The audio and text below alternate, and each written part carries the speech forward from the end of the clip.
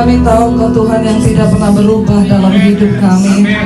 Engkau Tuhan yang setia, tidak pernah meninggalkan kami. Terima kasih buat rencana-Mu yang indah atas hidup kami Tuhan. Ajar kami untuk terus hidup dalam rancangan-Mu Bapa. Karena kami tahu itulah kebahagiaan dalam hidup kami. Karena hidup ini bukanlah soal mencapai semua yang kami inginkan, tapi kami harus mencapai apa yang Tuhan inginkan dalam hidup kami. Urapi hamba-Mu yang tidak ada apa-apanya, urapi setiap kami Tuhan.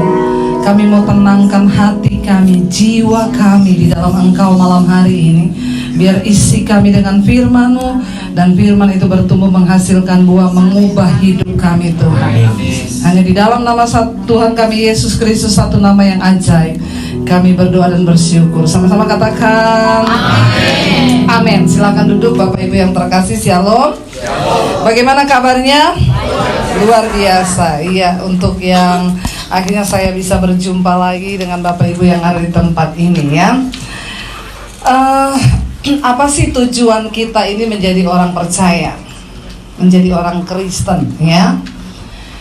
Karena ada banyak orang itu yang keluar masuk gereja tapi nggak ngerti tujuan. Amin apa amin? Ya. Saya ini ke gereja tiap hari Minggu itu ngapain ya? Saya ini pelayan ngapain ya? Saya ini ikut Yesus itu ngapain ya? Saudara, kalau kita mau menyadari hidup kita di dunia ini hanya 70 tahun kata Alkitab. Kalau lebih itu kebanggaannya sakit, penyakit, dan penderitaan. Artinya apa? Alkitab bilang kalau lebih dari 70 kebanggaannya. Orang itu kalau umur 30 ketemu teman, kebanggaannya apa? Kerja apa sekarang? Oh, saya sekarang jadi manajer. Oh, sekarang saya sudah punya usaha. Umur 30 ini. Oh, saya sekarang udah menikah. Oh, saya kebanggaannya yang diceritakan adalah semua yang dia capai. Nanti mulai umur 40, kalau ketemu kebanggaannya apa? Iya, puji Tuhan udah punya rumah 3. Ya, punya hotel 4. Ya, punya ini, punya. Kalau udah umur 70 ke atas, apalagi 80, kalau ketemu kebanggaannya apa? Ya, sakit. Orang tua tuh kalau ketemu gimana kabar? Aduh, lutut ini loh. Aduh, boyokku iki loh. Pegel ya. Jadi memang itu Alkitab berkata ya memang benar. Jadi sadarilah hidup kita di dunia ini sebenarnya nggak lama. Lalu untuk apa sih kita ini di dunia? Kenapa kita harus mengenal Tuhan? Saudara, manusia itu terdiri dari 3, yaitu tubuh, jiwa, dan roh. Tapi saya mau tanya, selama kita hidup di dunia ini, yang kita pikirin, yang kita utamakan itu yang mana? Halo? Tubuh kan semuanya untuk tubuh. Lo bener nggak? Kita cari duit untuk apa? Tubuh ya, biar bisa makan, bisa punya pakaian, bisa punya mobil, bisa punya rumah, bisa punya ini, semua tubuh loh. Dan tidak sedikit dari manusia yang akhirnya masuk kepada tekanan, mereka depresi, stres hanya karena kebutuhan apa? Tubuh kan, daging kita kan. Nah, di dalam hidup kita ini sebenarnya kan ada 3, ada tubuh, ada jiwa, ada roh, ya. Nah, sekarang kita pengen masuk dulu lebih dalam ya. Nggak usah yang terlalu dalam dunia roh, nanti saudara bingung lagi kalau kita membahas dunia roh. Kita bahas yang seputar manusia aja dulu, tentang jiwa manusia. Di dalam jiwa kita itu ada 3, yaitu pikiran, perasaan, dan kehendak. Saya mau tanya dulu saudara, kalau manusia mati, kalau orang itu mati, tubuhnya kemana?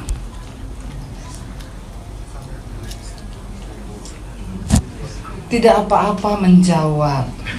Kalau salah saya tidak hukum, kalau benar juga saya tidak kasih sepeda. Jadi jawab saja. Kalau kita mati, tubuh kita kemana? Jadi kembali ke tanah, ya. Padahal kita ini hidup selalu memikirkan tubuh. Padahal kalau kita mati, tubuh kembali ke tanah. Lalu roh kita kemana? Ada dasar ayatnya? Kalau ngomong harus ada dasar ayat loh. Kalau kita mati roh kemana? Iya benar, kembali kepada Allah. Ya itu dalam Pengkhotbah. Ya kalau saudara baca dalam Pengkhotbah pasal yang ke-12 ayat yang ke-7. Dan debu kembali menjadi tanah seperti semula, dan roh kembali kepada Allah yang mengaruniakannya. Roh manusia itu semua sama, baik. Kenapa? Karena roh itu adalah gambar diri Allah di dalam diri manusia. Itu roh. Waktu manusia diciptakan, dihembuskan nafas Allah, itu roh. Roh itu semuanya pengennya yang baik, ya. Jadi roh manusia itu sama. Mau dia Muslim, dia Hindu, dia Buddha, dia Kristen, itu roh itu adalah bagian diri Allah dalam diri manusia. Jadi waktu manusia mati, roh kembali langsung kepada Allah. Kalau kita mati, jiwa kita kemana? Ini pelajaran dasar dari kekristenan dan saudara harus tahu supaya saudara tidak tersesat jadi orang Kristen. Amin. Jiwa kita kemana? Waktu kita mati. Ada yang tahu? Nanti dikasih uang Pak Oki 100.000. Ada yang tahu jiwa kita kemana? Halo? Kalau kita mati, jiwa kemana? Satu aja tolong, ada yang angkat tangan, nggak tahu. Oh haleluya. Harus ada pemuritan ini Pak. Waktu manusia mati, roh kembali kepada Allah, tubuh jadi tanah, jiwa akan dihakimi. Amin. Saudara lupa Yesus berkata, jangan takut kepada mereka yang hanya berkuasa membunuh tubuh, tapi tidak berkuasa membunuh jiwa. Takutlah kepada Dia yang berkuasa membunuh tubuh maupun jiwa di dalam neraka. Amin. Di dalam jiwa manusia itu terdapat pikiran, perasaan, dan kehendak. Jadi jiwa yang akan dihakimi. Kenapa? Karena jiwa yang bisa merasa sakit, karena ada Nah jiwa kita ini berbeda-beda saudara. Jiwa saya ini ya jiwanya Debbie nih. Ini keakuan kita. Ini jiwa pribadi-pribadi beda. Makanya di Alkitab kalau saudara baca, kalau ngomong soal orang itu bukan dikatakan selamatkanlah orang. Enggak, selamatkan jiwa. Jiwa itu mewakili pribadi-pribadi. Nah, kenapa kita beriman? Di dalam 1 Petrus pasal yang pertama ayat yang ke-9 di sana dikatakan tujuan engkau beriman ini, 1 Petrus 1 ayat yang ke-9. Kalau bisa ditayangkan supaya saya bicara pakai dasar firman, ya, bukan mengada-ngada. Kenapa kita beriman? Tujuannya 1 Petrus 1 ayat yang ke-9, baca sama-sama 1, 2, 3. Karena kamu telah mencapai tujuan imanmu, yaitu jadi tujuan kita beriman supaya jiwa kita selamat. Bukan tubuh jadi tanah. Roh kembali kepada Allah, tapi jiwa ini loh yang harus diselamatkan. Nah di dalam jiwa manusia itu ada pikiran, perasaan, dan kehendak. Inilah yang bikin kita tuh stres, depresi, tertekan, karena ada di sini nih, di dalam jiwa. Saudara, di dalam Roma pasal yang ke-12 ayat yang pertama, ayat yang kedua langsung saya bacakan. Ini ayat hafalan. Janganlah kamu menjadi serupa dengan dunia ini, tetapi berubahlah oleh pembaharuan budimu. Budi itu terdapat di mana? Di jiwa, pikiran. Ya.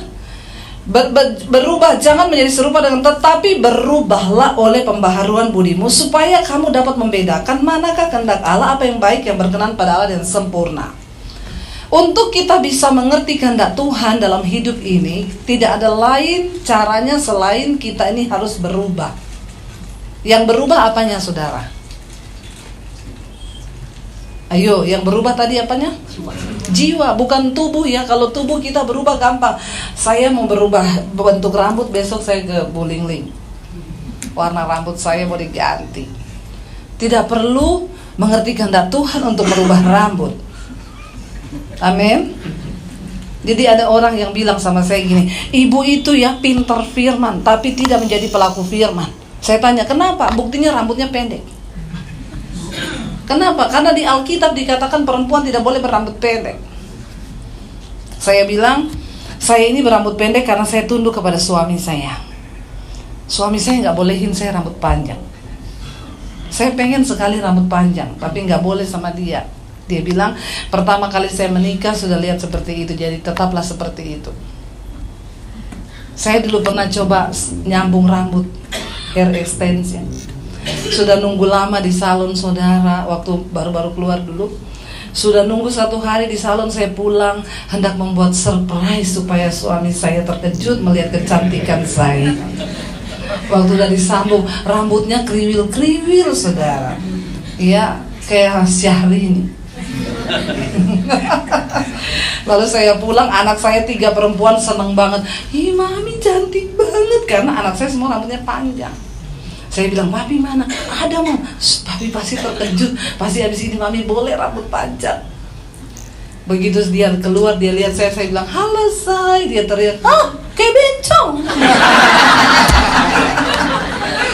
Ternyata tidak seperti ekspektasi saya. Langsung dia bilang, sekarang balik copot. Saya bilang, say please, ini sudah seharian saya tunggu dipasang-pasang pakai besi itu zaman dulu. Enggak, balik sekarang. Anak saya yang kecil ngomong, jangan pak, biarin 1 bulan lah, orang cantik kok mami kayak gitu. Akhirnya dia bilang, ya udah. Tapi setiap kali mau tidur malam, dia mau peluk saya, dia teriak, wow. Jadi tidak bertahan saudara, bahkan 1 minggu pun tidak. Besoknya saya langsung pergi copot itu rambut. Jadi kalau untuk yang di luar tubuh kita ini, ya, yang begitu-begitu kita nggak perlu cari tahu kehendak Tuhan. Yang lebih utama itu adalah jiwa. Jiwa ini harus berubah supaya kita bisa mengerti kehendak Tuhan, kata firman Tuhan. Nah, berubahnya itu bagaimana saudara? Kita nih kalau dengar orang ngomongin harus berubah, harus berubah, harus berubah, kayaknya kok enak banget pendeta ngomong tuh harus berubah. Bagaimana supaya kita ini bisa berubah? Nomor 1, engkau harus mengenali siapa dirimu. Ya, baru engkau bisa tahu mana yang harus dirubah. Lo benar nggak saudara? Ya, kenapa terjadi banyak kekacauan di gereja, di komunitas, di rumah tangga? Kenapa? Karena banyak orang yang tidak tahu. Yang kenceng ngomongnya.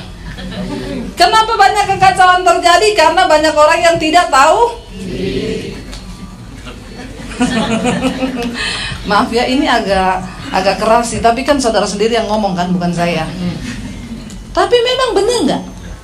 Kenapa terjadi banyak kekacauan? Karena banyak yang tidak tahu diri. Artinya, kalau bahasa halusnya, tidak mengenal diri sendiri. Nah, bagaimana kita bisa mengenal sendiri? Saya ini akhir-akhir ini lagi belajar tentang psikolog saudara. Kenapa? Karena saya ini berhadapan dengan jemaat. Setiap hari saya konselingin orang itu saudara. Itu saya berhadapan dengan jiwa. Dulu saya berpikir gini, enak, saya bilang sama suami gini, saya enak banget ya orang Solo, Jogja, Magelang, Sukabumi. Sukabumi ini juga halus-halus kan? Saya tadi ke rumahnya Bu Yaya itu ngomong, gini loh Bu Devi, jadi kita ini halus sekali saudara ya. Saya tuh bingung, ada manusia halus seperti itu, kenapa saya tidak? Saya dulu pernah bilang sama suami saya, nah kalau Tuhan tuh melihat karakter dari halus atau tidaknya orang, berarti kan yang masuk surga ini cuma orang Jawa semua. Bener nggak? Kasihan tuh orang Sulawesi, orang Ambon, orang Manado, itu kasar-kasar semua saudara. Saya juga nggak tahu ya, orang Manado, orang daerah Indonesia bagian timur itu tuh karakternya kasar-kasar saudara. Ya, tapi Indonesia bagian sini ini barat ya, halus-halus. Nah, saya mempelajari kenapa bisa seperti itu. Saudara, kalau kita lihat gunung, ya gunung itu segitiga, yang di atas puncaknya ini itu namanya personality. Ini tuh bisa berubah, itu tidak asli. Personality itu adalah kepintaran orang membangun sifatnya, tapi tergantung situasi dan kondisi. Makanya ada orang bisa bilang, itu kalau di gereja bu rohani sekali, kalau di rumah karena personalitinya bagus.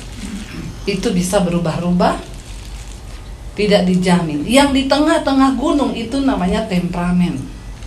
Itu kepribadian dasar kita lahir, ada yang namanya temperamen. Semua orang berbeda-beda. Kalau saya warnanya merah, saudara harus tahu loh warna saudara apa, supaya engkau tahu. Iya, saya pakai istilah ini aja biar lebih gampang dengernya ya. Saya ini merah, jadi saya tahu diri saya. Orang merah itu kolerik, saudara. Kolerik itu dia punya bakat kepemimpinan, ya. Jadi maunya cepat, tergesa-gesa, walaupun kadang salah. Pokoknya cepat dulu. Bahaya memang. Ada bagusnya, ada nggak bagusnya. Nah, suami saya itu hijau. Hijau itu flegma, tenang, damai, nyaris tak terdengar. Karena dia orang Solo. Orang flegma itu kalau dicari-carilah di daerah Solo, Jogja, Semarang, Sukabumi. Banyak orang flegma yang sabar. Suami saya kan kalau marah permisi, aku boleh marah nggak? Lu ajaib kan? Kalau saya teriak aja, Jo itu anu, dia bilang, ojo teriak toh, sepertinya saya terkejut. Ya, terkejut aja, sepertinya aku terkejut. Ini bicara tentang kepribadian loh. Lalu setelah kita masuk lebih dalam, yang di bawah gunung itu ada yang namanya karakter.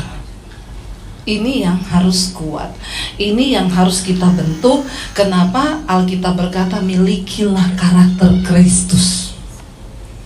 Amin. Nah, ini kita harus tahu dulu saudara, diri kita ini siapa, kelemahan kita siapa, lalu bagaimana kita bisa mengelola jiwa kita, apa yang harus kita lakukan supaya kita bisa berubah. Karena Alkitab bilang berubahlah oleh pembaharuan di dalam jiwamu. Saya kemarin wawancarain satu orang transgender. Nanti saudara lihat di channel YouTube saya. Yang belum subscribe, tolong subscribe. Kalau nggak ngerti subscribe, subscriber lah gitu ya. Dia umur 18 tahun sudah transgender. Dia bukan hanya operasi payudara, sampai ke kelamin. Umur 20 sudah keluar surat dari pemerintah, secara hukum sah dia menjadi wanita. Dia bilang, saudara ya, kenapa dia bisa jadi gitu? Nah, ini lagi, temperamen kita, personality kita itu bisa terbentuk karena lingkungan di mana kita dilahirkan. Karena dia punya saudara banyak perempuan, dari kecil dia tuh bergaulnya sama kakak-kakak dan adiknya perempuan. Dia dikasih pita-pita, ya, mainnya masak-masakan. Nah, akhirnya terbentuklah jiwanya ke sana. Sampai akhirnya waktu dia mulai sekolah, dia nggak nyaman dengan dirinya. Kenapa? Karena dia merasa ada yang aneh dengan dirinya, ya. Makanya orang tua perlu diperhatikan anakmu, ya. Akhirnya saudara, dia umur 18 sudah transgender, umur 20 sudah, lalu dia menikah dengan laki-laki asli. Umur 22 dia menikah dengan laki-laki asli, dan itu cantik banget dia, saudara, cantik. Saya lihat foto-fotonya, dia tinggal di Amerika, dia pakai celana pendek, pakai rok mini, aduh, lebih feminim dia daripada saya. Ya, bener-bener kayak perempuan asli. Lalu akhirnya dia mulai membangun rumah tangga, cuma bertahan 2 tahun lalu bercerai. Orang yang bermasalah dengan dirinya sendiri itu gak mungkin bisa bahagia, dan bahkan dia bisa merusak kebahagiaan orang lain karena dia bermasalah dengan dirinya sendiri. Makanya hamba Tuhan tuh perlu beres, kalau enggak dia akan jadi masalah buat banyak orang. Kita akan melayani banyak jiwa loh kalau kita sendiri bermasalah. Bahaya, saudara. Lalu akhirnya dia pacaran lagi dengan cowok, lalu putus lagi, kecewa sampai berapa kali, akhirnya dia stres dengan hidup. Tubuhnya sudah berubah, tapi jiwanya masih sakit. Makanya gak bahagia. Orang mau operasi plastik sampai kapanpun, dia mau operasi sampai seperti apa, kalau jiwanya sakit, dia gak akan pernah puas dengan dirinya. Yang kita butuhkan adalah kesembuhan jiwa. Waktu jiwa kita sembuh, maka kita bisa menerima tubuh kita. Amin. Kenapa orang sibuk oplas, sibuk ini permak itu, tapi nggak pernah, dan itu makin ketagihan. Kenapa? Jiwanya yang bermasalah. Lalu Dia karena jiwanya bermasalah, sakit, dia pindah ke agama seberang. Dia umroh pakai jilbab, karena dia pikir di sana dia akan menemukan kedamaian. Ternyata makin stres, saudara. Makin stres. Akhirnya satu kali dia berbalik lagi ke Kristen. Lalu dia ke gereja, dia dijamah Tuhan, jiwanya dilawat Tuhan, dijamah Roh Kudus. Lalu dia mulai masuk ke gereja, lalu mulai pelayanan sebagai pendoa. Tidak ada satu orang pun yang tahu kalau dia itu laki-laki. Dia pakai rok cantik, rambutnya panjang, nggak kelihatan laki-laki. Semua panggil, "Bu, iya mari Bu, masuk Bu." Waktu dia mulai mengenal Tuhan, dia mulai mendengar firman. Alkitab, firman Tuhan bilang, firman Tuhan ini berkuasa. Ya, dia bahkan bisa memisahkan antara jiwa dan roh. Ingat saudara, perkataan firman itu sanggup memulihkan jiwa. Waktu dia terus dengar firman, dia mulai sadar bahwa jiwanya sakit. Sudah ke gereja menjadi pendoa. Kalau engkau sekalipun ke gereja bertahun-tahun, puluhan tahun, engkau jadi pendoa, jadi pendeta, jadi gembala sekalipun, kalau jiwamu sakit, engkau akan terus bermasalah dan bikin masalah. Lalu dia bilang, saudara, dia mulai merasa ada yang salah. Siapa yang bisa membuat dia sadar seperti itu? Firman. Kuasa Roh Kudus lewat firman Tuhan. Dia mulai merasa, aku ini ada yang gak beres. Aku bisa membohongi semua orang bahwa aku perempuan, tapi aku tidak akan pernah bisa membohongi diriku sendiri. Bahwa identitasku yang dilahirkan oleh Tuhan ke dunia ini, aku adalah seorang laki-laki. Padahal udah transgender, kurang apa? Ya, tapi jiwa itu, saudara, berbicara. Akhirnya dia bilang satu malam, lagi dia galau, jiwanya mulai menyuruh dia untuk terbuka, kasih tahu, kamu keluar dari kemunafikan ini. Kamu gak bisa sembunyi karena kamu akan tertekan sendiri. Roh Kudus mulai melawat dia. Malam itu juga dia ketok pintu rumah pendetanya. Pak pendeta dibuka. Kenapa Pak? Saya mau pengakuan dosa Pak. Kenapa? Saya menipu selama ini. Kenapa Bu? Loh, kenapa Bu? Pak, saya ini laki-laki. Pendetanya malah kaget. Bercanda loh ibu ini, karena memang cantik saudara. Nanti ya saudara lihat ya foto-fotonya, cantik banget beneran, saya nggak bohong. Nggak ada sedikit pun kelihatan dia tuh cowok. Ibu ini bercanda, beneran Pak, saya transgender. Lalu, Pak, saya nggak sejahtera. Bapaknya itu ngomong pertama gini, ya kalau memang ibu sudah sejahteranya begitu ya nggak apa-apa Bu, gitu aja. Enggak, saya nggak mau. Ada sesuatu yang menuduh di dalam diri saya bahwa ini nggak benar. Malam itu juga dia pergi cari salon saudara. Buat apa? Potong rambut. Padahal rambutnya kriwil-kriwil kayak ibu. Nih yang kuning, yang kriwil-kriwil itu ya. Sayang kan kalau dipotong kan saudara. Tapi dia pergi cari malam-malam. Dia bilang, ibu bayangkan iblis itu memang gak seneng Bu orang mau berubah. Saya cari salon malam-malam, mau masuk ke salon tuh gak ada parkiran, penuh semua. Lalu saya cari taksi Bu. Saya parkir mobil saya di pinggir jalan, saya cari taksi, saya pikir biar saya turun dari taksi saya langsung lari. Begitu mau turun, hujan deras banget dan petir menyambar-nyambar. Tapi saya bilang enggak, saya mau bertobat Tuhan. Dia masuk ke salon, dipotong cowok saudara. Habis potong cowok, dia pulang, dia berdoa. Dari situ dia mulai kasih tahu ke orang-orang. Dia kasih tahu ke anak, ke cucu-cucunya kalau cucu-cucu dari kakak-kakaknya gitu ya, yang selama ini panggil dia oma. Ya, dia cerita bahwa saya ini laki-laki gini-gini. Akhirnya dia bertobat, dia bersaksi kemana-mana.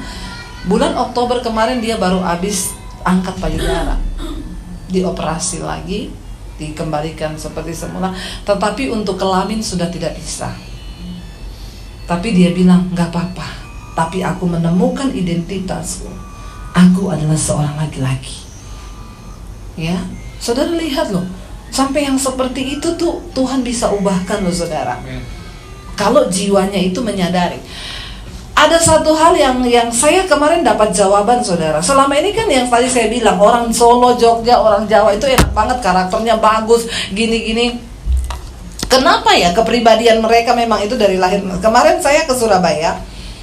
Saya di Surabaya dijemput teman saya. Setelah makan dia bilang, Bu Debi, kita doakan teman saya ya. Iya, yuk. Dia nggak ngomong sama temennya kalau dia mau bawa saya. Dia cuma telepon, "Hei Ci, ada di rumah nggak?" "Ada." "Yaudah saya mau ke sana sama pendeta, kita berdoa ya." "Iya." Begitu masuk di rumah dia buka pintu saudara, ya dia lihat saya, dia bilang, "Ini Bu Debi Basir kan?" Saya bilang, "Kok tahu?" "Ibu, saya itu subscriber Ibu di channel YouTube Ibu," gitu ya. "Aduh, saya seperti mimpi, malah sekarang ketemu, baru tadi malam saya nonton khotbah Ibu." Udah kita masuk saudara, ngobrol-ngobrol. Jadi dia punya suaminya ini saudara jatuh dari lantai 7 meter. Jatuh. Waktu jatuh itu hidungnya pecah, retak ya, dan dia mengalami beberapa operasi lah di kepala. Tapi dokter bilang gini, puji Tuhan tidak ada satupun otaknya yang retak atau kena atau apa, ya. Lalu pulang saudara setelah operasi, suaminya ini ternyata karakternya berubah. Dulu itu suaminya ini baik banget saudara. Kalau istrinya mau ke pasar, diantar. Sebelum dia ke kantor, saya antar. "Nggak boleh kamu ke pasar sendiri, ayo sama saya." Pulang itu dia bisa siapin makanan. Pokoknya istrinya itu kayak ratu dibikin sama dia. Waktu setelah dia jatuh, itu karakternya berubah 180 derajat. Bertolak belakang sekali dengan yang dulu. Istrinya bilang, "Ibu tahu kalau kami pergi naik mobil Bu, saya salah omong Bu di mobil. Dia berhenti di pinggir jalan, dia suruh saya turun di pinggir jalan. Terserah lu mau pulang naik apa, turun sekarang, turun." Lu berubah lo karakternya. Jadi kasar sama anak-anak juga tidak seperti dulu lagi. Pokoknya dia jadi kayak orang lain. Istrinya bawa lagi dia ke dokter. "Dok, kok suami saya berubah ya setelah dia jatuh itu?" Untung dokternya nggak bilang gini, "Jatuhkan lagi supaya berubah." Kayak kadang-kadang orang gitu ya, kalau lupa ingatan, kepentur lagi baru dia ingat lagi ya.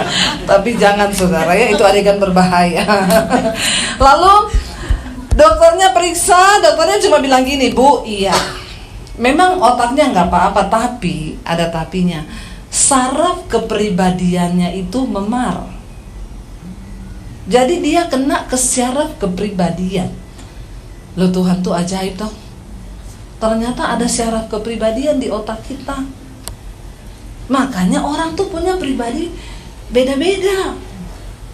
Lalu dia tanya gini, "Loh Bu, dok, oke, syaraf kepribadiannya memar, cuma memar loh. Tapi dia nggak gila, enggak. Dia ingat semua seperti biasa, cuma karakternya tertukar sama yang lalu." Akhirnya dia istrinya tanya, "Dok, terus itu obatnya apa?" Dokternya bilang, "Nggak ada obat, tapi itu harus disetting ulang." Loh, aneh loh saudara, tapi nyata loh ya. Harus disetting ulang. Lah saya bilang, "Bu, kalau komputer setting ulang ya gampang ya. Tinggal dibuang semua, setting baru, kita mau isi apa, lah otak disuruh setting ulang." Terus istrinya tanya sama saya, "Bu Debi, kalau menurut Bu Debi gimana? Dokter udah bilang harus disetting ulang." Tiba-tiba Tuhan kasih saya ayat Roma ini sama dia. Oh, saya tahu jawabannya. Roma pasal 12 ayat yang kedua berkata, "Berubahlah oleh pembaharuan budimu." Kita bisa berubah kalau budi kita ini dibaharui. Berarti setting ulang itu apa, Bu? Suamimu harus banyak dengar firman. Lalu dia mulai harus setting otak. Saudara, kita ini kan, saya selalu bilang sama suami saya, buat saya berubah jadi sabar itu saya butuh perjuangan yang luar biasa. Kenapa? Bukan karena syaraf kepribadian saya kebentur, bukan. Karena memang kepribadian saya terbentuk dari saya masih kecil. Orang Sulawesi itu kalau ngomong nadanya tinggi, teriak-teriak, dikit-dikit emosi. Nah itu terekam di alam bawah sadar kita. Lalu karakter kita terbentuk sesuai apa yang tersimpan di alam bawah sadar. Saudara percayalah, hidup kita ini 90% dikendalikan oleh alam bawah sadar. Cuma 10% itu alam sadar.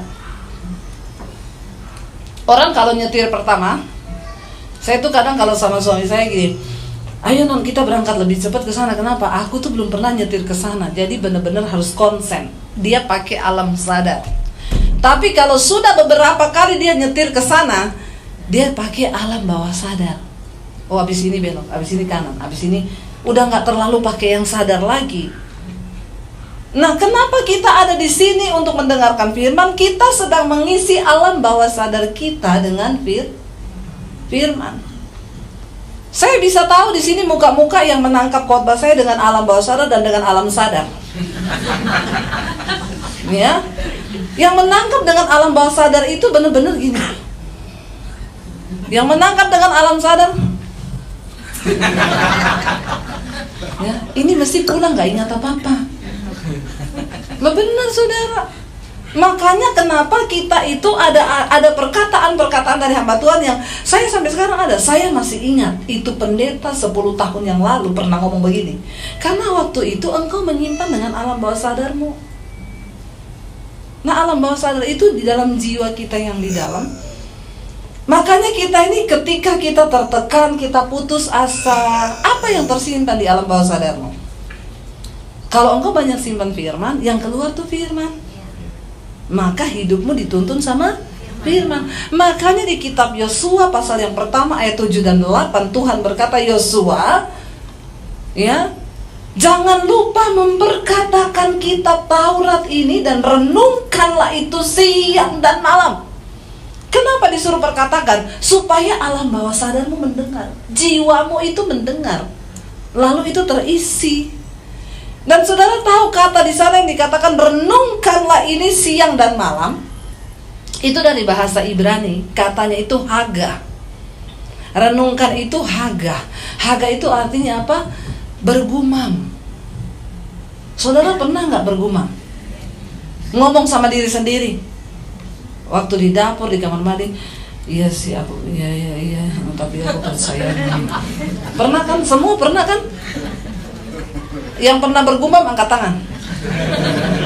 Ya, yang tidak pernah bergumam angkat kaki. Ya, saya yakin semua orang normal itu pasti pernah bergumam.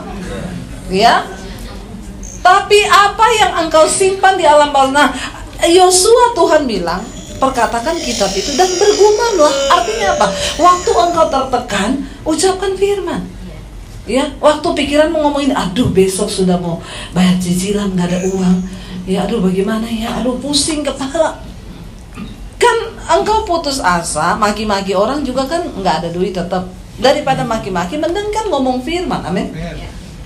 Mending nyanyi memuji Tuhan, amin. Makanya saudara, hidup ini tuh sebenarnya murah, yang mahal tuh gayanya. Bener nggak?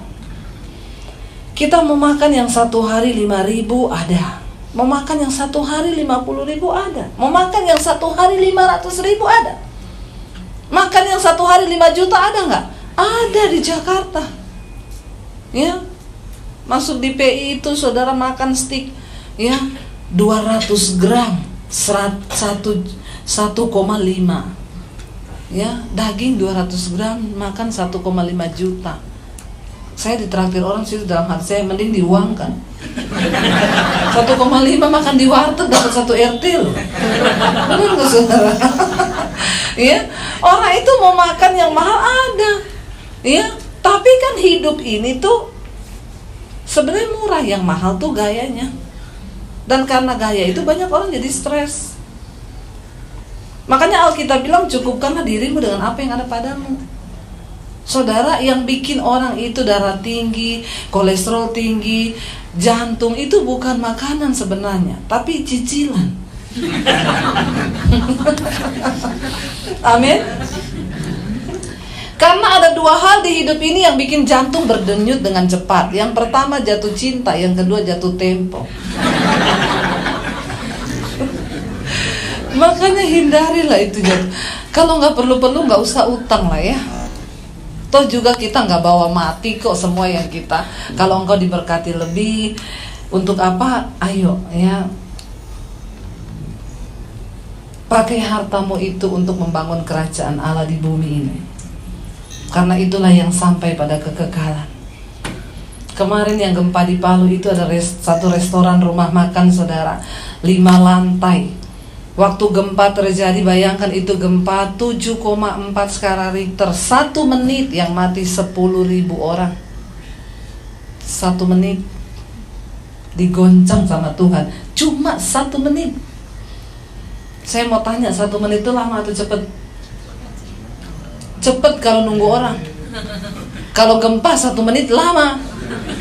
Makanya yang mati 10.000. Ada satu restoran itu 5 lantai saudara. Waktu gempa semua karyawannya berlari keluar, termasuk pemiliknya. Pemilik suami istri gak punya anak, orang kaya. Lari keluar sampai di luar, gak tahu dia ingat apa, balik berdua suami istri ke dalam. Waktu mereka balik, ambruk gedungnya. Jadi semua karyawan selamat, yang meninggal pemiliknya. Waktu dievakuasi, polisi menemukan 2 karung sertifikat tanah dan uang miliaran di dalam. Tapi mereka berdua mati di dalamnya dan mereka gak punya anak. Selama hidup bekerja cari uang, beli tanah sampai 2 karung. Waktu mati, ya, bukankah itu kesia-siaan? Benar gak saudara? Ya, itu kayak satu cerita saudara. Jadi ada suami istri itu, mereka bekerja gitu ya. Ini orang-orang totok ya, mereka kerja terus. Suaminya bilang, "Mi, kita punya uang udah ada loh, udah miliar di tabungan, sekali-kali jalan-jalan lah, piknik." Istrinya bilang, "Gak usah, uang tuh ditabung, jalan-jalan terus, gak usah jalan-jalan. Lah kita kan gak pernah jalan-jalan, kerja. Tiap hari kerja, ke toko pagi, pulang malam, ke toko pagi, 1 kali lagi kerja, istrinya mati serangan jantung. Karena suaminya ini bukan tipe yang tukang main perempuan. Lalu dia menikahlah sama yang terdekat, yaitu Inem, pembantunya. Nikah sama pembantu Inem. Begitu habis nikah, Inem bilang gini, "Koko, kita bulan madu dong ke Bali." Kan Koko selama ini pengen piknik memang. Uang sudah miliar di bank. "Ayo kita ke Bali," terbanglah ke Bali. Lagi berjemur di pantai, Inem ngomong gini, "Koko, dulu Inem pikir Inem yang bekerja buat ibu. Ternyata ibu yang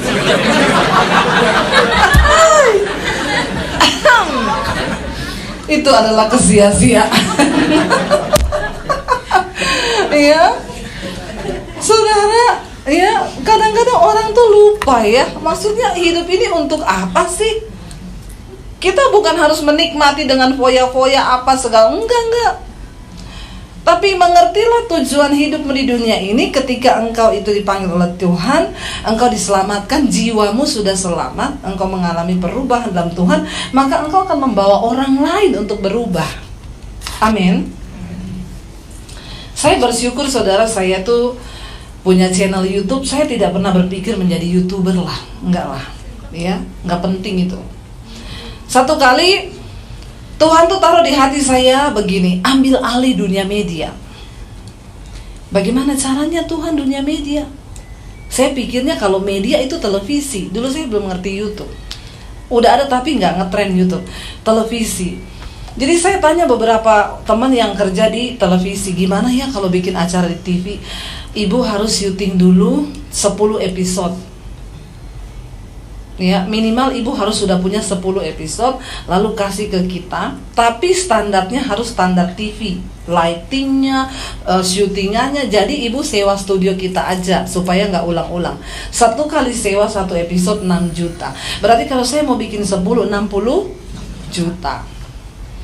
Aduh, mahal sekali ya. Mau ambil alih dunia media. Ya sudah. Terus itu udah pasti keterima belum? Belum. Itu kita akan lihat dulu acaranya masuk apa enggak. Ya, kalau gitu sudah, saya melupakan.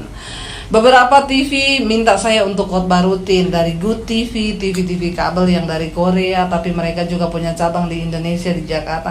Saya syuting, saya pikir oh sudah Tuhan, saya sudah ambil dunia media. Ternyata suara itu bicara terus. Satu kali saya pelayanan di Bali, ya, karena Tuhan bilang gini, media itu sekarang benar-benar dipakai iblis untuk menghancurkan banyak orang. Sekarang dunia ada dalam genggaman. Banyak sekali orang bercerai gara-gara handphone. Bener gak? Mulai dari yang suami tukang main game. Kemarin saya konseling orang, Bu, suami saya tiap hari main game, terus gak pernah kerja. Ibu saya stres lihat suami saya. Ibu tahu saya yang kerja banting tulang, akhirnya saya usir dia kemarin. Tolonglah suami-suami ya.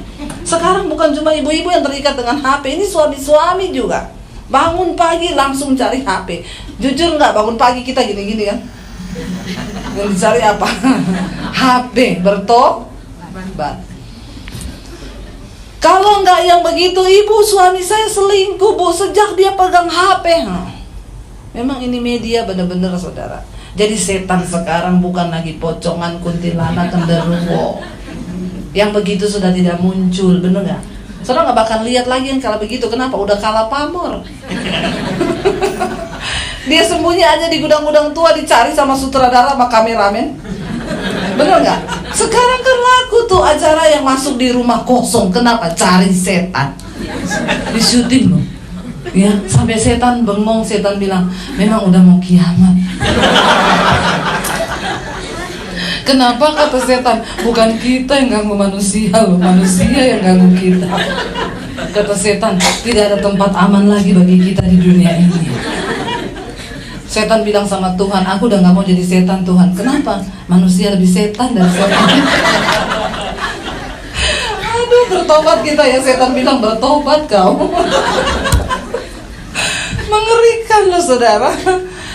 Kenapa? Karena memang sekarang ini yang enak-enak itu yang menghamba manusia. Lalu akhirnya saya ke Bali, diundang pelayanan. Saya ketemu saudara, janjian kita di satu kafe, saya sama mami saya. Mereka lagi ada syuting-syuting di kafe itu, di kolam renang. Kebetulan produsernya duduk di samping meja saya, dia pegang laptop. Saya tanya, Pak, lagi bikin apa? Bikin siaran TV, Bu. Oh, buat TV di mana? SCTV? Oh, bukan, Bu. Kita TV di YouTube. Terus saya bilang, oh bisa ada TV di YouTube. Loh ibu tuh salah, sekarang artis-artis semua beralih ke YouTube.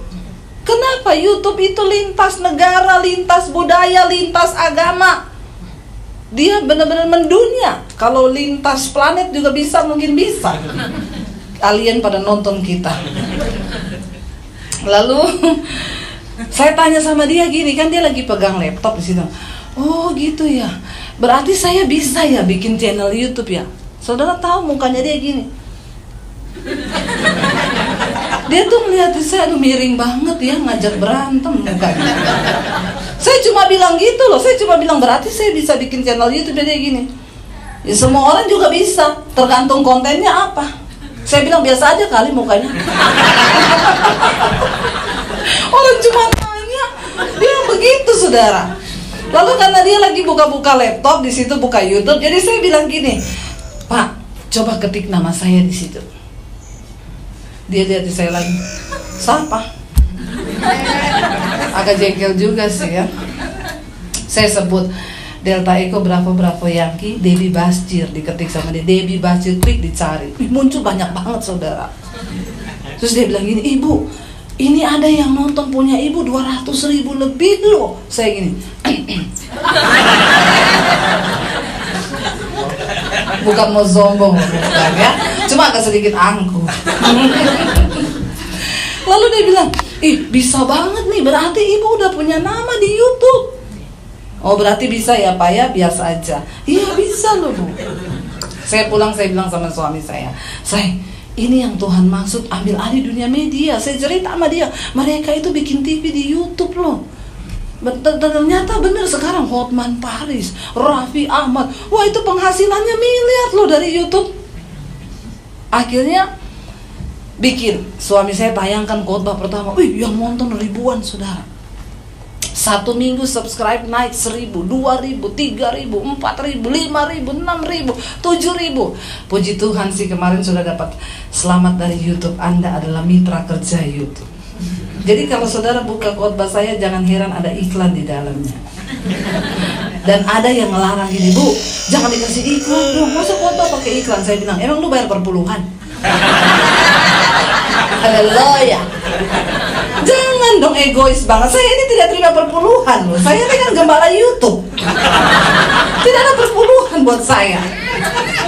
Enggak bercanda saudara ya. Masa yang sedikit lah dapat berkat. Saya juga nggak bakal jadi konglomerat lah dari iklan itu ya. Tapi saya melihat saudara, begitu di YouTube tayang, saya kasih nomor HP tuh. Ada orang-orang gini, Ibu saya sangat diberkati, boleh nggak minta nomor HP? Saya kasih nomor HP saya.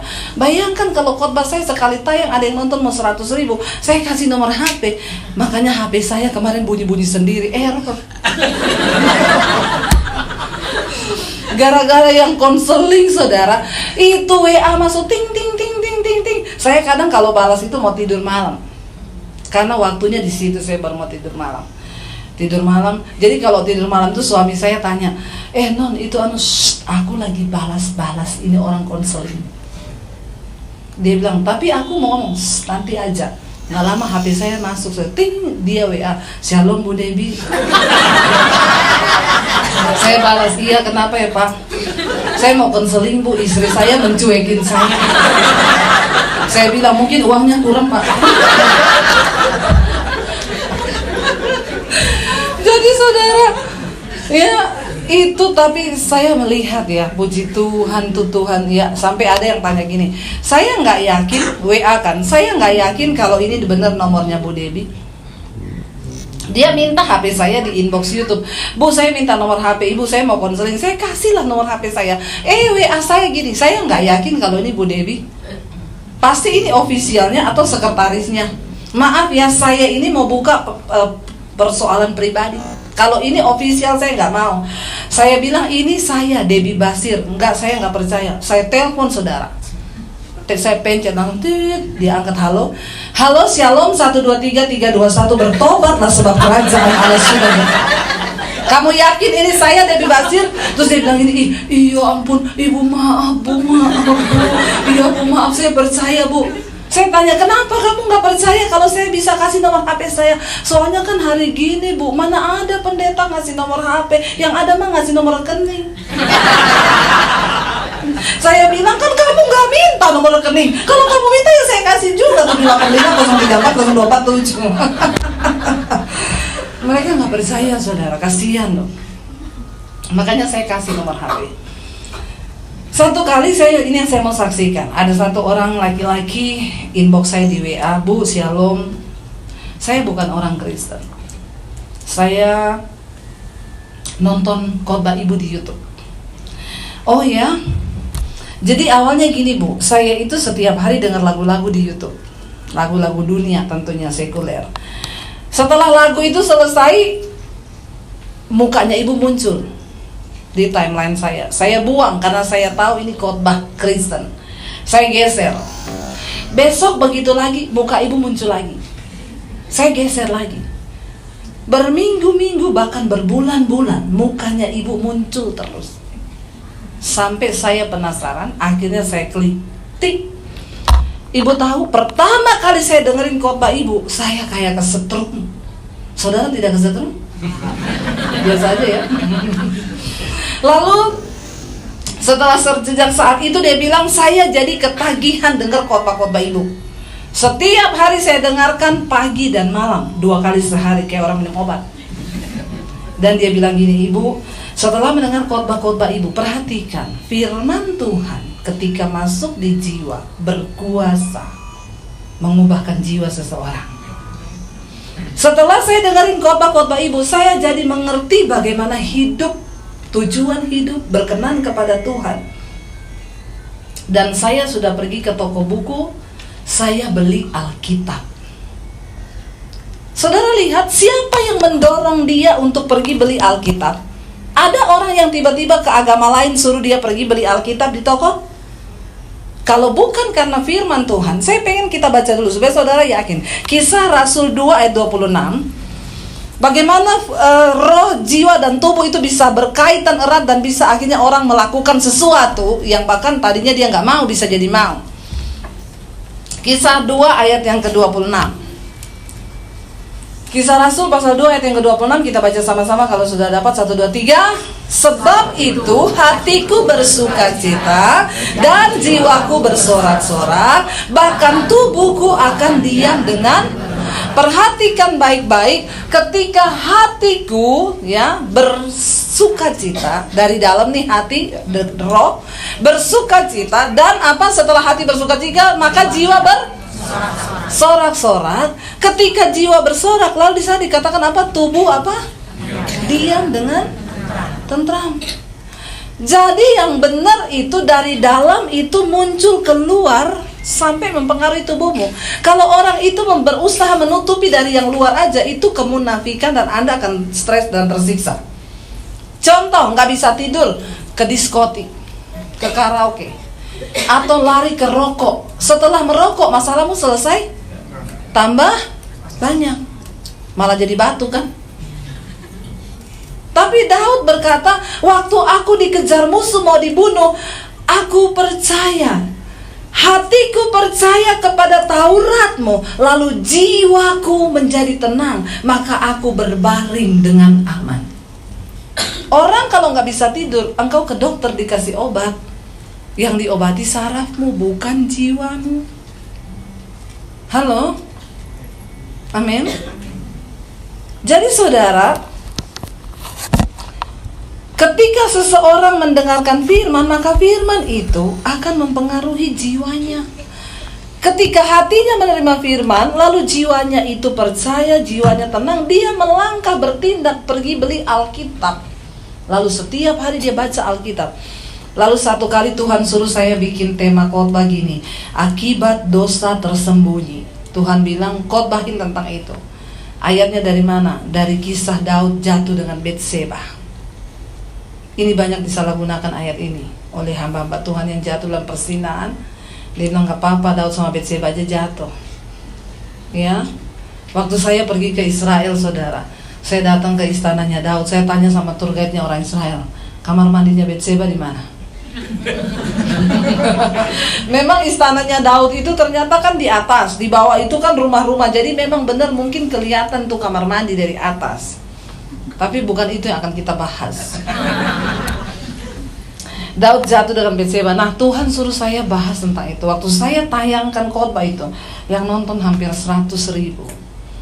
Dan saya terkejut, orang WA mulai buka tentang dosa-dosa mereka. Ternyata karena selama ini jiwanya mereka gak pernah dengar tuh kebenaran. Jadi mereka enak tuh hidup dalam dosa. Termasuk laki-laki ini. Lalu dia bilang gini, ibu saya kemarin nonton khotbah ibu yang judulnya akibat dosa tersembunyi. Ibu saya mau pengakuan dosa, jiwa saya gak tenang bu. Saya disuruh harus ngomong ke ibu. Ibu saya mau pengakuan, saya seorang homoseksual. Apa yang harus saya lakukan? Dia bilang, apakah di Kristen homoseksual itu dosa bu? Saya bilang iya. Semua agama mengharamkan homoseksual dan lesbian. Kenapa bu? Karena saya bilang Tuhan menciptakan kodrat ilahi itu laki-laki sama perempuan, jantan sama betina. Saya tanya dia, kamu pernah lihat nggak ada kucing jantan naksir sama kucing jantan? Pernah kamu lihat anjing jantan kawin sama anjing jantan? Nggak pernah bu. Itu binatang yang tidak punya akal budi, yang tidak punya jiwa, ya. Itu bisa ngerti kodrat ilahi itu jantan sama betina. Lah masa ada manusia yang diciptakan dengan akal budi lalu bisa menghalalkan segala cara? Itu kamu menentang kodrat ilahi dan itu dosanya dimurkai Tuhan. Makanya Tuhan bilang tidak masuk surga itu banci, pemburit, itu tidak mendapat bagian dalam kerajaan Allah. Lalu dia bilang gini, bu, pertanyaan saya berikutnya, apakah seorang homo bisa sembuh? Saya bilang kalau engkau bertanya kepada saya, maka saya bilang bagi Tuhan tidak ada yang mustahil. Tapi semua orang bilang gak bisa. Bisa. Jangan blok mentalmu, jangan blok jiwamu dengan perkataan orang yang berkata itu nggak bisa. Bilang bisa bersama Tuhan. Kenapa? Karena Tuhan tidak cari orang yang mampu, Tuhan cari orang yang mau. Ketika engkau mau, maka Tuhan akan menyembuhkan. Makanya tadi saya bilang, kita ini harus sadar dulu bahwa kita ini sakit. Kalau kita nggak merasa kita sakit, ya kita bagaimana mungkin diubahkan. Benar nggak saudara? Lalu akhirnya dia bilang, oke Bu, saya ini kan jauh Bu, saya di Bali. Bagaimana caranya saya bisa menghubungi Ibu supaya Ibu mendoakan saya? Saya bilang, kamu nggak perlu ketemu saya. Tidak ada pendeta hebat yang bisa tumpang tangan sama kamu atau tumpang kaki, lalu kamu sembuh, nggak bisa. Lalu bagaimana Bu? Imanmu lah yang akan menyelamatkan engkau. Saya mau ajar saudara supaya jadi jemaat yang dewasa. Jangan cari-cari pendeta terus, amin. Nanti saya capek. Ya, bayangkan kalau saya harus layani 100 orang setiap hari, 100 orang. Saya setiap hari konselingin orang loh saudara. Ya, dan kalau saya ini tidak punya jiwa yang kuat, saya juga bisa depresi. Kenapa? Itu sampahnya orang semua yang saya timbun. Lo bener nggak? Yang heboh lagi ibu-ibu, Bu Debbie suami saya selingkuh, Ibu tolong doakan suami saya Bu, puasa buat suami saya. Emang itu lakinya siapa? Kenapa kau suruh-suruh saya berdoa buat suamimu? Suami saya saja jarang saya doakan. Karena dia sudah bisa berdoa sendiri. Lah jangan, saya bilang tidak ada doa dari pendeta yang terhebat manapun buat seorang suami kecuali doa ya istrinya lah. Tolong jadi jemaat yang dewasa, amin. Dia di Bali. Gini ya, mulai hari ini perkatakan kepada jiwamu ya, perkatakan firman Tuhan, ngomong dalam nama Yesus, hai jiwaku dengar, aku diciptakan sebagai seorang laki-laki, dan firman Tuhan berkata, semua roh yang bukan dari Tuhan itu berasal dari iblis. Keluar dari dalam diriku roh omo, roh banci di dalam nama Yesus. Kenapa Daud memerintahkan jiwanya? Hai jiwaku, pujilah Tuhan. Ketika Daud dikejar-kejar anaknya mau dibunuh, dia dikejar beribu-ribu orang mau dibunuh. Saudara, Raja Saul mengejar Daud untuk membunuh dia. Coba kalau saudara disuruh Jokowi kejar saudara hari malam ini mau dibunuh, saudara gimana jiwamu? Galau nggak? Yang kejar raja loh, Jokowi lo suruh cari Debbie Basir, bunuh dia sekarang. Wah itu saya pasti, aduh mau sembunyi di lubang semut. Bagaimana mau lari kemana? Semua tentara dikerahkan untuk mencari Daud. Jiwanya stres, depresi, tertekan. Tapi Daud bilang, hai jiwaku, pujilah Tuhan. Dia tidak mengizinkan jiwanya melemahkan tubuhnya. Selama jiwanya itu kuat, maka tubuhnya ini juga sehat. Kita harus memerintahkan jiwa kita loh. Kenapa? Karena kalau jiwamu sakit, maka tubuhmu itu ikut sakit. Makanya orang gila itu nggak ada yang sakit. Saudara lihat orang gila kena hujan, kena panas, kadang agak disambar petir, nggak apa-apa. Sampai rambutnya sudah jegrak begitu ya. Nggak pernah sakit orang gila itu. Kenapa? Jiwanya itu sudah tidak berfungsi. Ya saking udah jebol, ya udah terlalu, akhirnya jadi gila itu malah nggak sakit. Dia makan sampah, bener nggak? Ya, enggak pernah saya lihat di rumah sakit orang gila diare. Pernah nggak saudara lihat orang gila diare? Belum pernah loh. Karena memang dari jiwanya itu udah nggak ada rasa apa-apa. Tapi jangan mau gila loh. Kita harus punya jiwa yang sehat. Daud perintahkan, saya bilang sama dia, perintahkan kepada jiwamu. Lalu dia mulai berdoa tiap hari, dalam nama Yesus, semua roh yang bukan dari Allah, homo, banci, keluar dari dalam diriku. Saudara tahu, 1 bulan kemudian dia telepon saya, Bu Debbie, iya Bu, benar Bu. Setelah saya mengucapkan itu selama 1 bulan, jiwanya menangkap alam bawah sadarnya. Itu yang namanya disetting ulang. Amin.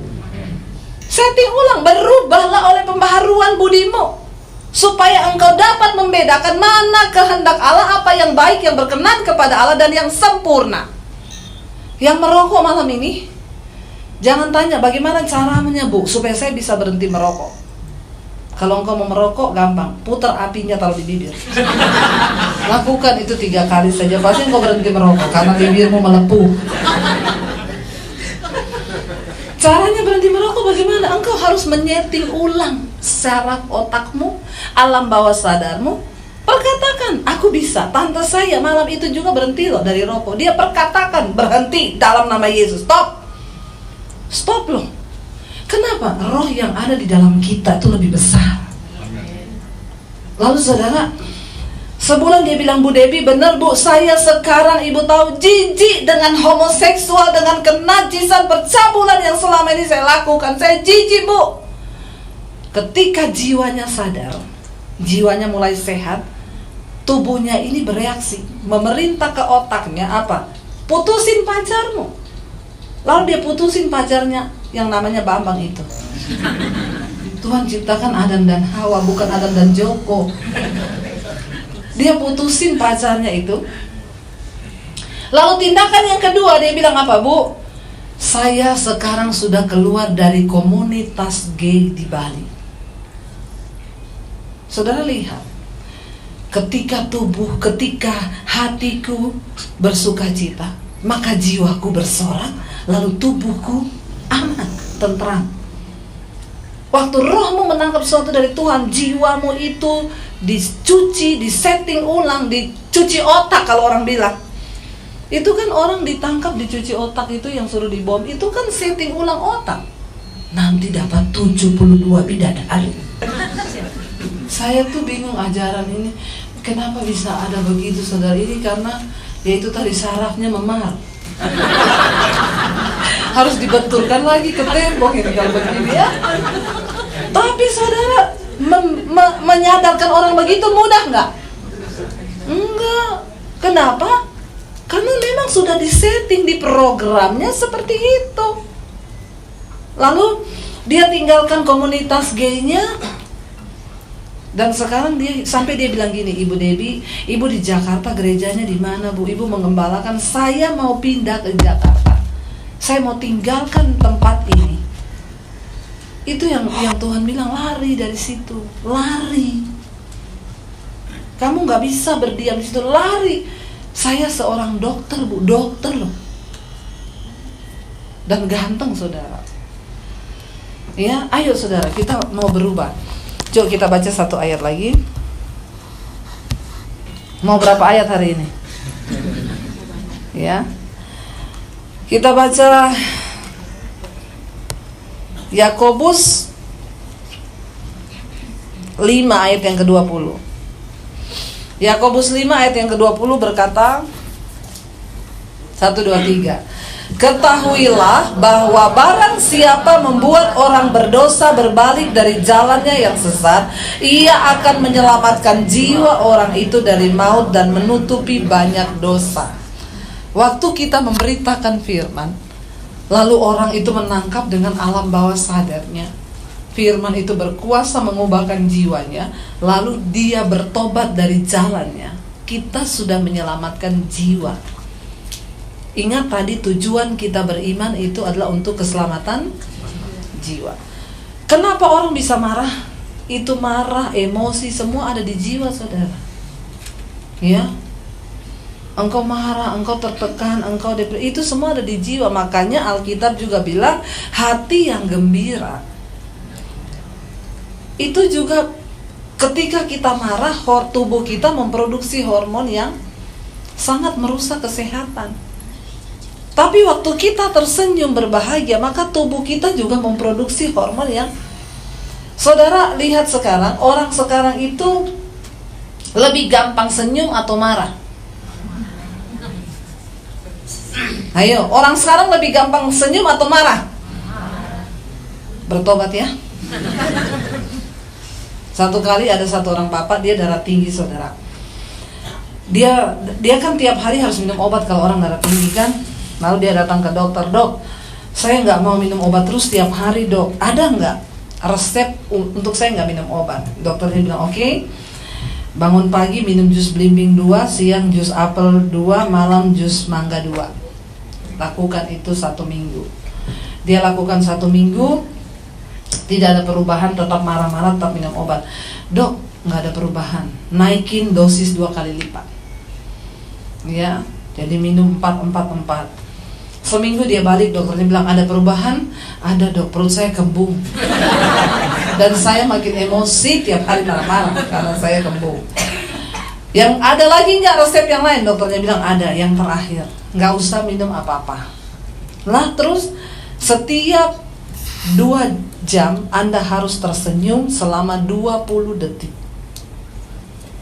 Setiap 2 jam selama 1 hari.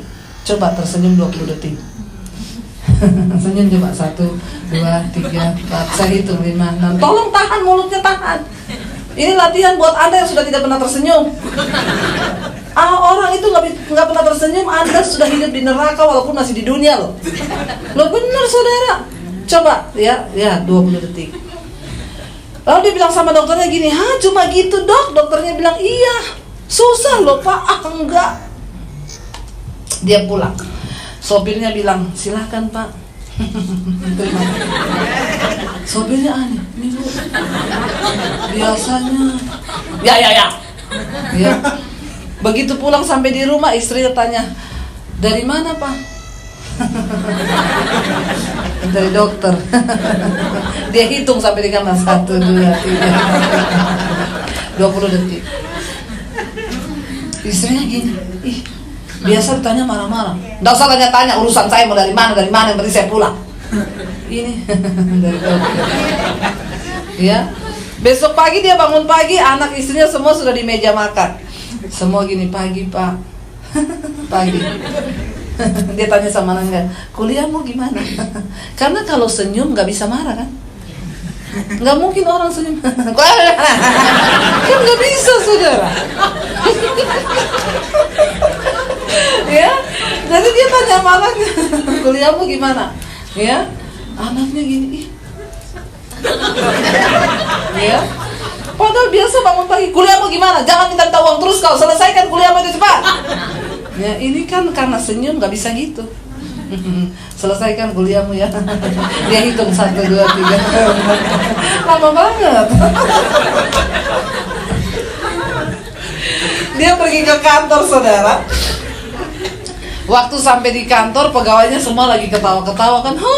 Begitu dengar pintu buka, semua ini, bos datang. Ada orang itu membawa roh kuda merah. Anda tahu itu roh kuda merah di kitab Wahyu, roh pencabut damai sejahtera. Orang lagi damai, dia datang langsung hilang damai. Ini kan berarti pembawa roh kuda merah. Lihat kanan kirimu, ada nggak? Ya. Jadi dia datang, karyawan lagi ketawa semua, begitu datang, semua jadi diam. Dia masuk ruangan, semua pegawainya gini, pagi pak, dia gini, pagi. Wih, semua kaget saudara. Dia jalan sepanjang ruangan, dia hitung 20 detik. Ya, begitu dia masuk pegawainya gini. Berubah loh. Perhatikan setting ulang. Ini namanya setting ulang kan. Otak pemerintah harus tersenyum 20 detik. Sampai di dalam ruangan, pegawainya ketok pintu. Ini saat yang paling mendebarkan. Karena apa? Laporan keuangan. Wah, di sini biasa dia kalau ada salah angka dia teriak, goblok. Pegawainya ketuk pintu udah gemetaran. Buka, pak, pagi mau bawa laporan keuangan. Iya, silakan duduk. Ini pak, tolong diperiksa. Dia periksa. Ada tanggal yang ada satu angka salah. Ini kenapa salah ya, goblok ya? Goblok.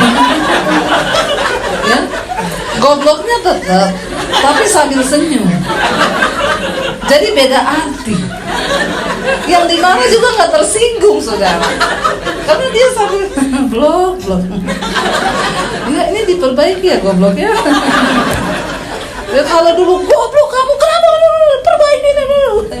Itu pegawainya juga kaget. Oh, iya pak, nanti saya perbaiki ya blok ya.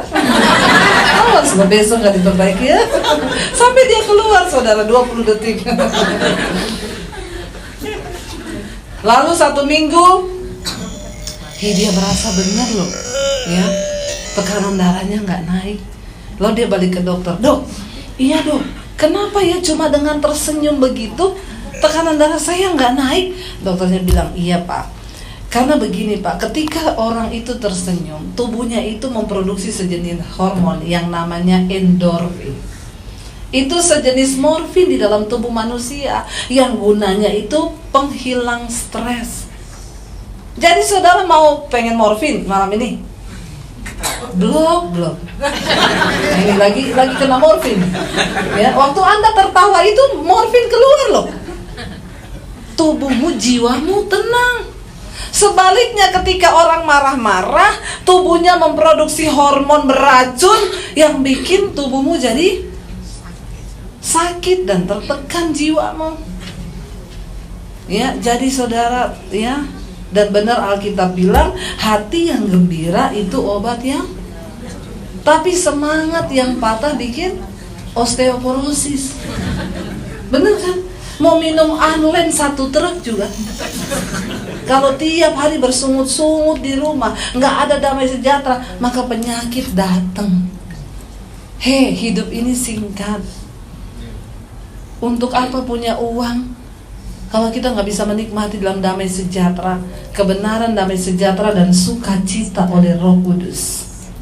Ayo kita semua kejar ini saudara. Mari sehatkan jiwamu, rumah tanggamu berbahagia. Ada uang, gak ada uang, tetap tersenyum. Amin. Jangan terlalu bikin berat hidup, ya. Kenapa? Karena uang itu tidak dibawa, tapi nggak ada uang bawaannya. Saya baru mau coba mempermainkan kata, Anda sudah tertipu loh. Ya, uang tidak dibawa, mati. Nggak ada uang bawaannya. Enggak ya, nggak ada uang, jangan sampai mau mati ya. Hidup ini adalah ketika kita mensyukuri apa yang kita masih miliki. Dan ingat, hidupmu ke depan, kita nggak pernah tahu sampai kapan kita hidup. Kemarin ada pendeta di Jakarta yang lagi khotbah tentang kematian, lalu dia jatuh dan meninggal. Lagi khotbah tentang kematian, makanya saya agak takut juga khotbah soal kematian. Enggak perlu takut kalau sudah waktunya. Alkitab bilang mati itu untung. Siapa yang mau untung? Nggak ada yang angkat tangan. Padahal ngerti loh mati itu keuntungan. Ditanya sampai mau untung, nggak ada yang mau. Ya, jadi saudara, kita nggak perlu takut dengan yang namanya kematian. Orang itu mau sehebat apapun, jaga hidup, jaga kesehatan. Kalau sudah waktunya, nggak peduli. Ya, boleh jaga kesehatan, tapi jangan lupa jaga kesehatan jiwamu. Kenapa? Karena kalau kita mati nanti jiwa yang akan dipertanggungjawabkan. Engkau jaga kesehatan itu cuma masalah tubuh aja kan? Benar nggak? Saya tutup dengan ini. Saya ketemu satu kali satu orang bapak ya, ulang tahun, umurnya berapa? 105. Panjang nggak? Panjang. Rahasianya apa Pak? Sejak umur 40 tidak makan lemak-lemak, nggak makan gorengan, nggak minum gula, nggak makan yang berkarbo, cuma minum air putih, sayur, buah, hidup sehat, makan ikan dan lain-lain. 105. Jadi sekarang mau didoakan apa Pak? Doakan biar mati. Lah dari umur 40 nggak makan apa-apa kan biar pengen umur panjang. Loh sekarang dikasih panjang kenapa pengen mati? Dia bilang, istri saya udah mati, anak saya udah mati, mantu saya udah mati, saya udah mati-mati. Ya, jadi saya bilang sabar Pak, tunggu waktunya, nanti di absen. Saya berdoa tapi tidak berdoa buat dia mati. Ya, minggu depannya saya diundang ya ke ulang tahun Bu Debi, ulang tahun oma saya ya, kata seorang ibu-ibu khotbah ya, omanya Bu, masih ada, omanya ada. Sampai sana, omanya duduk di kursi, umur berapa? 102 tahun. Wih, 102 tahun oma. Masih sehat. Saya tanya, "Oma, rahasia umur panjangnya apa?" Dia jawab, "Minum Coca-Cola sama es batu." Saya pikir ini oma pikun pasti. Saya panggil cucunya, "Bu, sini Bu." Kayaknya omanya pikun. Kenapa? Saya tanya rahasia umur panjangnya apa, dia bilang minum Coca-Cola sama es batu. Cucunya bilang, bener Bu Debbie, itu tiap makan dari muda pasti sama Coca-Cola dan es batu. Terus dia diet apa gitu, ada minum ginseng apa-apa? Enggak, semua dimakan. Sampai 101? Iya. Jadi saya tanya, Oma, mau didoakan apa sekarang? Satu saja Bu Pendeta, pengen mati. Saya ketemu orang yang umurnya 100 tahun, mintanya didoakan semua pengen. Makanya kalau berdoa umur panjang, jangan terlalu panjang-panjang. Amin saudara. Bikin susah loh. Ketemu saya minta didoakan supaya mati, ya saya kan gak mungkin berdoa dalam nama Yesus, matilah kau. Kan gak bisa kan saudara. Ya doakan minta berkat bisa lo, doakan mati, masa ada mati kau, mati.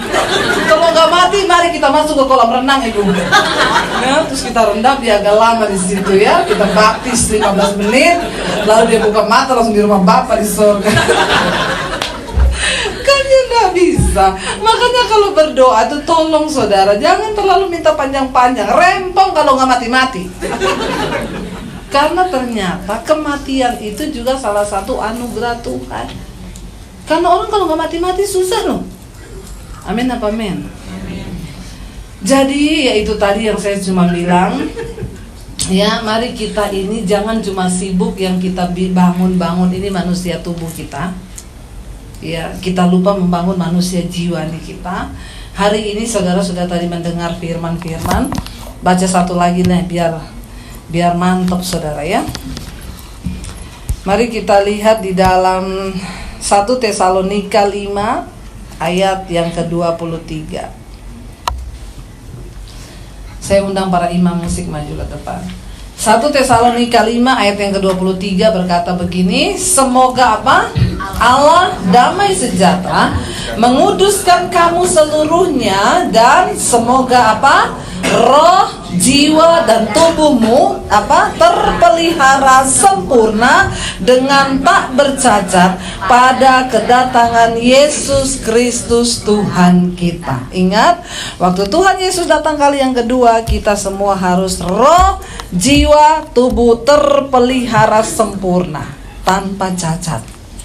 Bagaimana supaya tiga ini bisa terpelihara sempurna? Rohmu dibaharui, jiwamu dibaharui oleh firman, dan tubuhmu juga pasti terpelihara tidak hidup di dalam dosa. Mari kita bangkit berdiri bersama. Kita naikkan pujian.